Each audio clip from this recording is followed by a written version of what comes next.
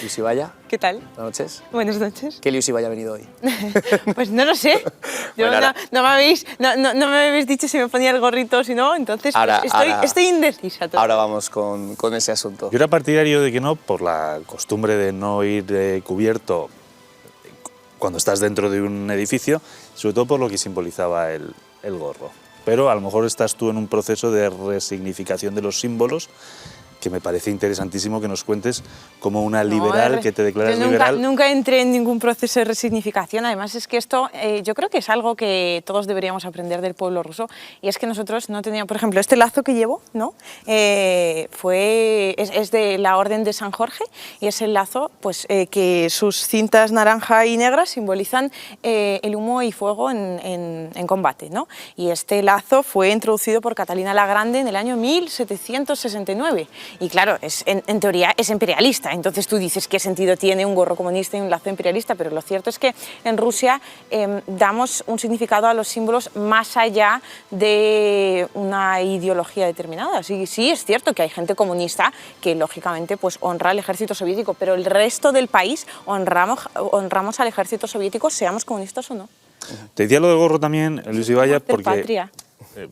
Es cierto que nos podría dar más audiencia que apareciese aquí en el debate con un gorro, se viralizaría, pero creo que la perjudicada serías tú. No sé si el personaje de Liusibaya va a terminar engullendo a la persona. No, para nada. ¿Es un riesgo que manejas? No. Que contemplas. A ver, es que no contemplo realmente riesgos. La gente, yo entiendo que la gente como que igual no lo pilla demasiado bien, ¿no? Porque yo a veces... Es difícil de pillar. Sí, bueno, acabo de poner que el que descubra quién soy de verdad le regalo mi dacha en Crimea. No, a ver, pero fuera de bromas. Es como que es algo que además es algo que no me molesto en explicar en las redes como tal, de decir, mira, esta es mi historia y tal, porque el que te pide explicaciones jamás te las va a aceptar. Jamás, siempre va a haber alguna cosa que te ponga un pero. Y el que no te las pide, pues no las necesita, ¿no? Está claro. Pero a lo que voy, es que es como, yo no me planteo esos riesgos. Quiero decir, yo me estoy divirtiendo un montón en mis redes sociales y yo en todo momento, si bien es cierto que ahí han sacado cosas que yo creo que es, claro, la gente no me conoce y lo entiendo, pero que yo soy una persona súper libre, entonces yo en todo momento digo lo que pienso y puedo a veces cambiar de opinión. También es cierto que un día voy a montar como una especie de quiz de estos 4 partidos que ponen, porque ahí hay 3 que sobran y 1 que falta. Yo solo he estado en 2 partidos en mi vida, lo desvelo, solo en 2. Y de estos 3, además, hay uno que no estuviera nunca, sino que es uno con el que menos he simpatizado. Ahora lo vemos. Álvaro Peñas. Muy buenas noches. ¿No habrás estado en el partido bolchevique, Liusibaya?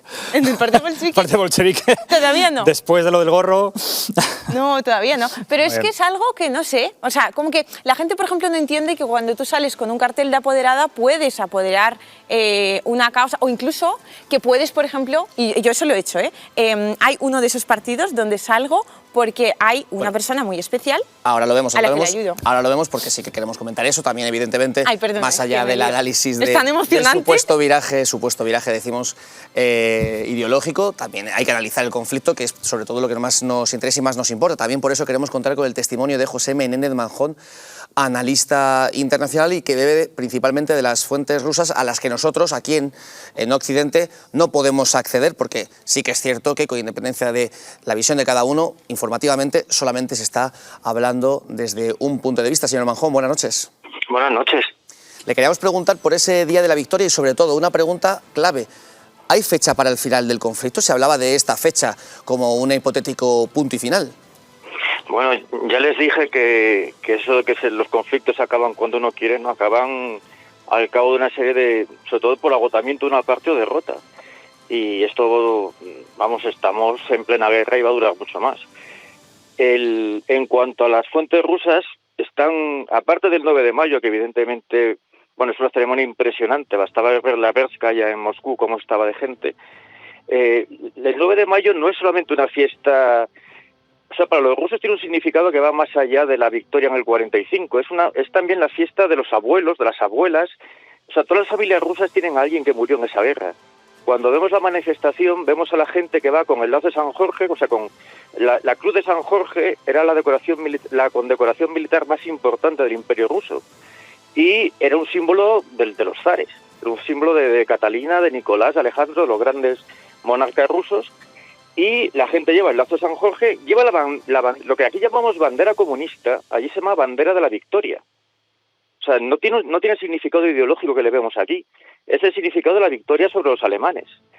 Y luego la gente lleva la foto de los abuelos, la foto del tío que murió en una batalla. Recordemos que tuvieron 26 millones de muertos, que se dice pronto, que todas las familias rusas, de una manera u otra, han tenido una participación con muertos y con heridos en esa guerra, que 70.000 pueblos fueron completamente destruidos, que al oeste de Moscú no quedó una sola ciudad en pie.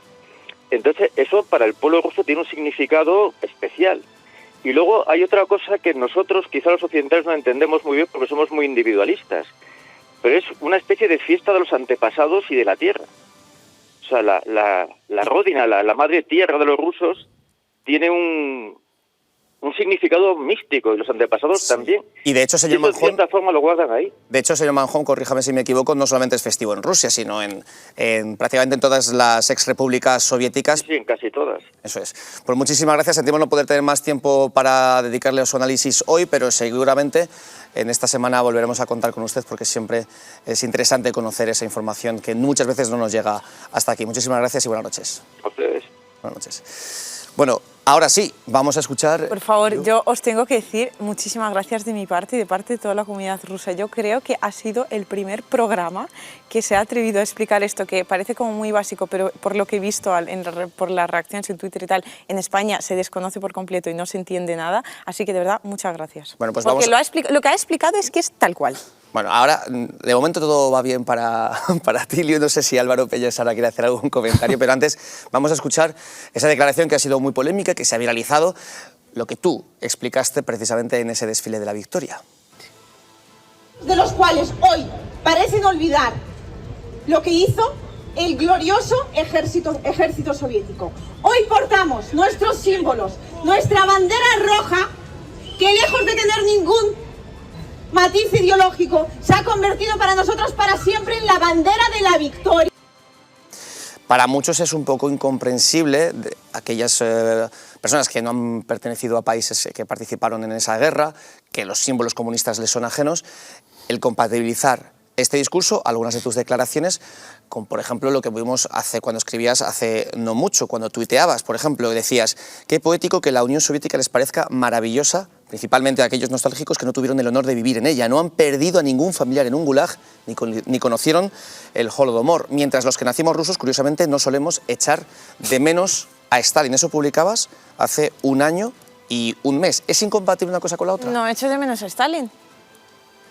Y no le veo ninguna incompatibilidad. Lo que pasa es que para mí la bandera de la victoria va muchísimo más allá, y cuando yo portaba con orgullo, además, y dignidad, mi gorro con la simbología comunista, hacía también como una especie de homenaje, porque es cierto que ya lo había adelantado, mi viaje a Donbass me había cambiado mucho, y si bien yo siempre me había defendido como liberal, y más allá de que yo no quiero que se instaure el comunismo, respeto totalmente que haya personas que sí lo quieran, no pasa absolutamente nada, y en eso consiste lo bonito, ¿no? Que todo el mundo tengamos una opinión y podamos expresarla de forma libre. Dicho esto, es cierto que mi viaje a Donbass me cambia. Allí quizás establezco pues unos lazos como mucho más fuertes con gente que principalmente todos eran comunistas, entonces es como una especie de, pues no sé, ese gorro para mí era un homenaje a ellos, algunos de los cuales pues ahora me tienen un poco más preocupada de lo habitual, así que... Álvaro Peñas, ¿se puede hablar de una resignificación de los símbolos, de unos símbolos con tanta carga como los que estamos hablando?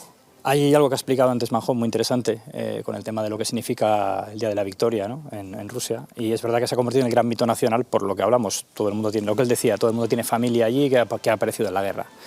Lo que ocurre, claro, al promover esto, a la vez se ha blanqueado todo lo que era la época comunista, ¿no? Es decir, el Día de la Victoria fuera de Rusia se ve como una cosa totalmente diferente. En sitios donde hay actos incluso de las comunidades rusas, pero se considera como un acto de la invasión, de la ocupación. En casos en Polonia, no sé si has visto las imágenes, por ejemplo, el embajador ruso le han tirado pintura roja, y que causa un enfrentamiento entre esos pueblos y el pueblo ruso. ¿Qué ocurre? Que con toda esta política han hecho también desde el año 2012 una ley de memoria histórica donde se prohíbe hablar a criticar al Ejército Rojo, porque eso sería como defender al nazismo. Entonces, eso ha permitido pues, una resignificación en positivo de lo que es el comunismo. O sea, también se legisla la memoria histórica. Efectivamente, también se legisla la memoria histórica. Entonces, por ejemplo, Stalin, en algunos libros escolares, se presenta como un personaje bueno en el sentido de que fue modernizador. Se dice que sí, que cometió excesos, pero al final lo que acaba quedando es que modernizó el país, venció al fascismo, fue el gran rival de Occidente, etcétera, etcétera, etcétera. El proceso de liquidación de rivales lo modernizó, lo industrializó. Eso también lo industrializó, efectivamente. Pero ese es el problema, que al final todo esto acaba llevando a lo otro, ¿no? Lo hemos visto, por ejemplo, en la guerra de Ucrania, cuando en varias localidades que han tomado los rusos han puesto otra vez estatuas de Lenin, que se habían retirado. Entonces, no es realmente... El problema es que eso está unido ese periodo comunista a esta nueva Rusia. Es como una especie de crear una continuidad, pero claro, ¿cómo se ve eso desde fuera, desde los pueblos que han sufrido esas invasiones? Pues se ve como una continuación del imperialismo ruso. Por ejemplo, el lazo que lleva Liu está prohibido en algunos países. Lo cual es una barbaridad. Se considera que es un símbolo, como has dicho antes, imperialista, ¿no? Ese es el gran problema. Entonces, al final, con esto...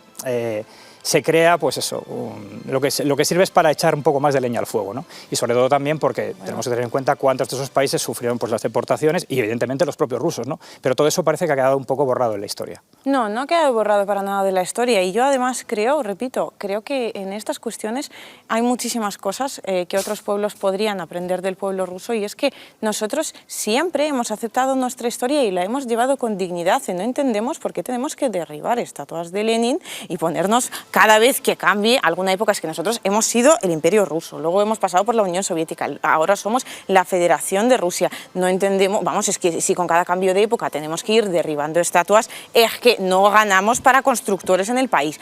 Y dicho esto, me parece una absoluta barbaridad que, si bien se denuncia, ¿no?, el Putin y la hazaña de Putin, etcétera, etcétera, etcétera, se supone que en Europa somos tan sumamente buenos y estamos tan a favor de la libertad de expresión, ¿no?, que por alguna razón extraña la simbología rusa que se lleva manifestando en esta misma variante exactamente antes de lo que ha sucedido con Ucrania también, ahora mismo se esté censurando sencillamente por esa razón. O sea, en serio, lo que me parece impresionante es, desde Europa constantemente se nos están dando lecciones a los rusos como de democracia, de todo tipo de cosas. Entonces, ya que se nos dan lecciones, hombre, ¿quiénes? Mira, por ejemplo, acerca del relato y de cosas de las que nos están hablando, estábamos viendo unas imágenes justo en pantalla de la zona del Donbass y la destrucción que lleva sufriendo no solamente en los últimos meses,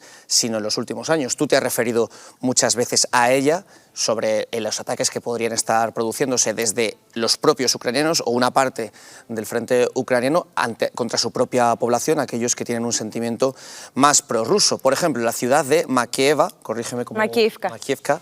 Bueno, pues ahí es uno de los territorios que han sido más atacados en los últimos años. Vamos a escuchar el testimonio de su alcalde, que más o menos así nos lo explicaba. La bomba cayó por la noche. La explosión destruyó las paredes de 4 edificios cercanos, incluidos una guardería y un colegio. Todas las ventanas están rotas. De momento estamos evacuando a los ciudadanos, no podemos hacer otra cosa. Algunos han sufrido heridas por los cristales tras la explosión. Están recibiendo tanto ayuda médica como psicológica. Decimos, esa ciudad está situada en ese territorio, en el Donbass. También por esa zona se encuentra Volnovaja, donde se llevan muchos años sufriendo ataques. Vamos a escuchar lo que nos decía una vecina de esa zona. No puedo llamar a nadie. Aquí no hay luz, ni agua, ni gas, ni internet, nada. Vivimos en catacumbas. Mira todo alrededor, destruido. La situación es realmente grave. Ni yo ni los vecinos queremos salir a la ciudad. Aquí nacimos. ¿Quién nos va a querer ahora? ¿A dónde vamos a ir ahora? ¿Al oeste de Ucrania? No, eso es imposible. ¿Está bien la traducción que hemos hecho? Sí, yo creo que sí, por lo que he ido escuchando, sí. Bueno, quería preguntaros no solamente a ti, Liu, sino también a ti, Álvaro, por supuesto. ¿Se está obviando como una de las partes fundamentales en este conflicto lo ocurrido hasta hace muy poco en el Donbass? Antes quiero hacer un pequeño inciso con lo que estábamos hablando. El problema no es, o sea, tú puedes dejar un monumento determinado, porque oye, ese monumento estaba allí, vale. El problema es que se están construyendo nuevos monumentos. O sea, Dzerzhinsky, fundador de la Checa, le han puesto una estatua. A Beria, incluso una estatua temporal, porque estuvo relacionado con el proyecto nuclear soviético, le pusieron una estatua. Beria fue uno de los mayores criminales que ha tenido la Unión Soviética. Fue el responsable del NKVD en la época de Stalin, responsable, por ejemplo, de matanzas como Katyn, ¿no? Entonces, ese es el problema. Es decir, si al final esos personajes entran otra vez en la historia y se les da cierto, pues eso, se les hace una estatua, se les da cierto prestigio, eso realmente, yo creo que es realmente un error muy grave, porque estás olvidando también toda esa historia de toda esa misma población rusa que sufrió esa dictadura comunista de Nájov, ¿no? Entonces creo que es un poco problemático, y te pongo un ejemplo que, por ejemplo, vi en Bielorrusia, que es muy parecido, como sabes, a la situación en Rusia, ¿no? Ver en una iglesia imágenes en la iglesia de los guardias rojos, estaba pintado en las paredes, ejecutando sacerdotes, y salías fuera y tenías a Lenin. Ese es el jefe de los guardias rojos, en cierto modo, ¿no? O el patrón de los guardias rojos. Es decir, esos son dos memorias que finalmente acabarán algún día chocando. Y para mí es un error, porque yo creo que al final la historia tienes que construirla con tus cosas buenas y con tus cosas malas. No la puedes borrar, es lógico, pero tienes que reconocer también todas las cosas malas que se han hecho, y creo que ese es un error fundamental. Independientemente de este tema, respecto a lo que me preguntabas, sí es cierto que el conflicto del Donbass, como cualquier conflicto que dura años, se olvida. Y esto es así, lo vemos en muchísimos otros casos. En cuanto un conflicto se alarga en el tiempo, deja de prestar los medios dejan de ir, no hay atención y van perdiendo el interés. Entonces, eso sí es cierto. Pero también es cierto que lo que ha sucedido ahí ha sido entre los dos bandos, es decir, no ha sido solamente Ucrania la que ha bombardeado. Según todos los informes que hay, los informes de la ONU, las violaciones del alto el fuego han sido por los dos bandos. Los muertos civiles han sido por los dos bandos. Es decir, desgraciadamente, la artillería, pues, cuando la disparas, a veces no distingue, ¿no? Y caen muertos, o sea, caen víctimas en ambos bandos. Incluso también, recordad el famoso avión holandés que fue derribado por los separatistas. Esos muertos se incluyen en la cifra de muertos del informe de la ONU en el Donbass.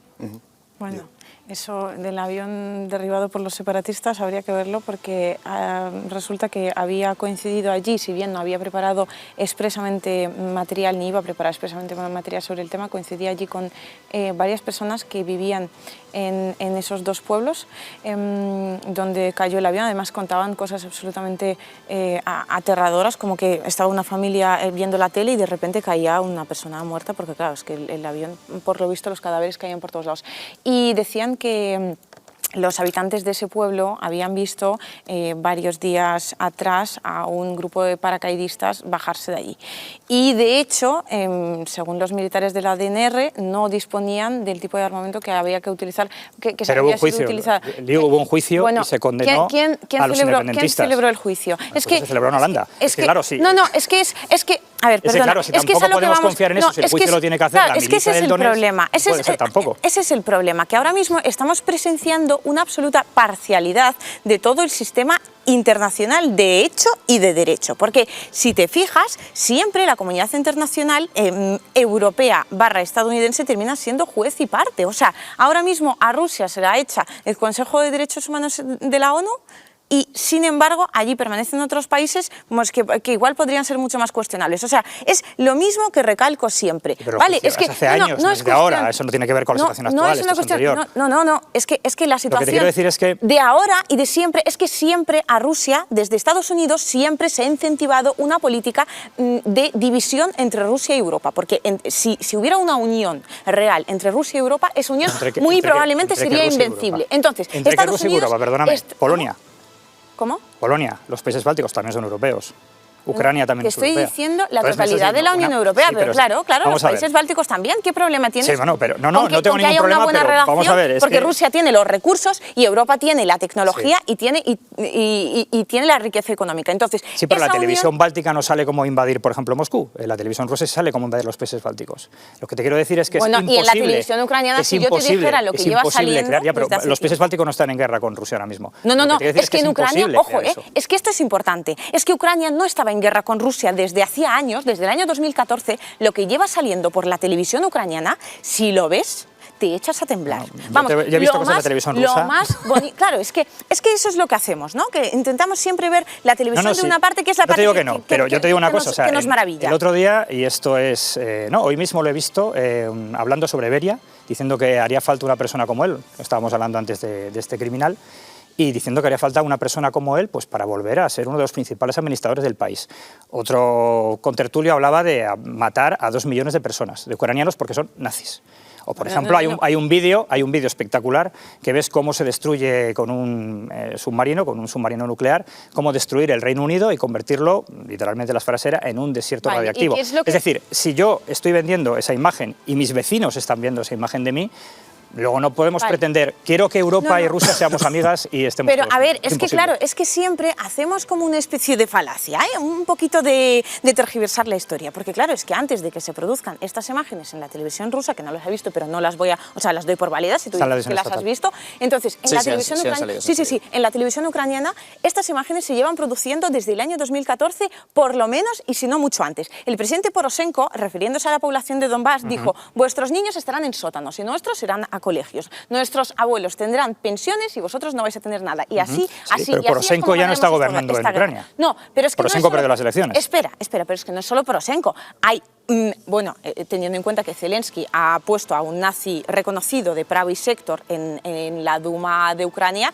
pues te puedes imaginar las lindezas que esta gente ha podido soltar por la boca. Han dicho, desde el gobierno de Ucrania se ha llegado a decir que ojalá tuviera un armamento nuclear para darle a Rusia su merecido y para defender la nación ucraniana. Sí, pero... Esto, cuando la situación actual, te digo, pues llevaba años sin producirse. Esto año, te hablo, 2018 quizás. La situación desde Ucrania se lleva calentando hasta tal punto... ¿Y desde Rusia el idioma, no? Perdóname, desde Rusia en Rusia tú es podías muy difícil salir... de creer eso. No, es que, digo, eso es muy difícil te lo de creer. digo yo. Tú podías... Además es que la mayor prueba de ello es que en Rusia, hasta el día de hoy, tú fíjate si los rusos al final no ideologizamos la gran mayoría de las cosas, que en Rusia escuchamos a Vierka Serdyuchka, que es una cantante ucraniana muy, muy famosa, y no nos produce ningún tipo de repelús. En cambio, tú, un cantante ruso, no lo podías escuchar en la plaza del Maidán desde el año... Hay rusos combatiendo con los ucranianos. No. Ahora, hay rusos combatiendo, y lo sabía también en 2014, y hay bielorrusos. Pero es que, vayamos vamos a ver, 2014. es que no podemos plantearlo como es que Ucrania son gente muy mala que odia a todos los rusos. Y sin embargo, odian rusos, todos los rusos, los nacionalistas ucranianos, y lo sabes. Y no lo odian desde... Es que es eso,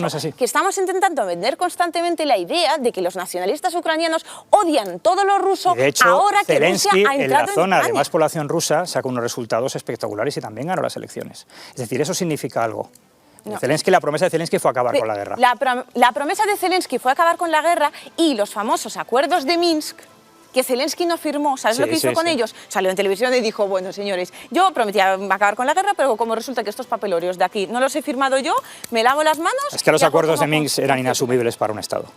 Porque le daban la autonomía no solamente una autonomía, le daban, el derecho de veto en el Parlamento, lo cual significaría que Ucrania no tendría ningún tipo de control sobre su soberanía y que sería Rusia la que decidiría qué es lo que pasa con Ucrania. Fueron firmados. Esos firmados fueron firmados porque Ucrania no tenía ejército. ¿Cómo pretendes? Por favor, que en el 95 el memorando de Budapest...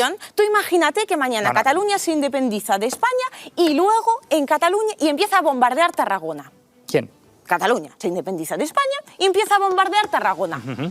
Les prohíbe hablar español y todo lo mismo que se ha hecho con el Donbass. Tú como español, ¿cómo te sentirías? Está ahí gente que no es la misma siente situación. Española, ¿Pero qué tiene que ver una situación con la otra? Les están cayendo bombas.